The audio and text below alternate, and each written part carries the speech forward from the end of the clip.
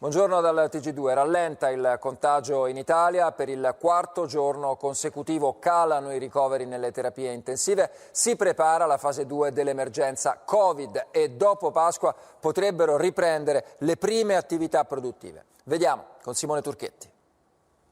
Per l'Organizzazione Mondiale della Sanità in Italia i casi da coronavirus stanno rallentando considerevolmente. Potremmo così essere nella fase discendente dell'epidemia.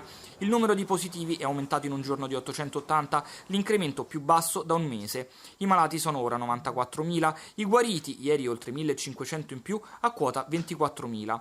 Ancora alto il numero quotidiano di decessi, 604, in totale sono 17.127.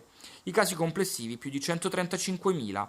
Conforta il dato delle terapie intensive, dove per il quarto giorno consecutivo calano gli accessi, 106 in meno. Drammatico il bilancio delle vittime tra i sanitari, hanno perso la vita 95 medici e 26 infermieri. Il cauto ottimismo degli esperti rilancia le ipotesi sulla fase 2 dell'emergenza. Ieri, in una videoconferenza tra il premier Giuseppe Conte, alcuni ministri e il comitato tecnico-scientifico, si è discusso di come potrebbe avvenire la ripartenza. Due i momenti. Nel primo, previste piccole aperture di attività produttive. Si ipotizza il 14 aprile, giorno dopo Pasquetta, solo in presenza di dati in discesa per l'epidemia.